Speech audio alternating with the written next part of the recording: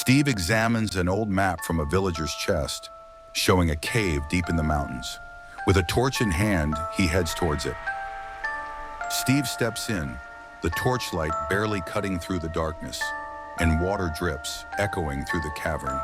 The deeper he goes, the more strange the walls feel, with claw marks along the stone. Suddenly, Steve hears a whisper, not his own. He spins around, but there's nothing. The shadows along the walls shift, forming vague figures that vanish when he looks directly at them.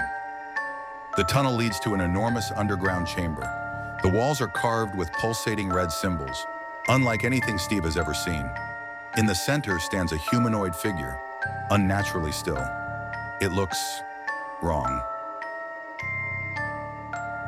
Steve steps closer, and as his foot hits the floor, the figure snaps its head toward him. Its glowing red eyes lock onto his, followed by a guttural growl that sends shivers down his spine.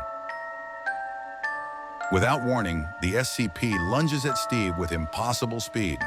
Steve barely raises his shield in time as razor-sharp claws slam against it, sending sparks flying. The sheer force pushes him back.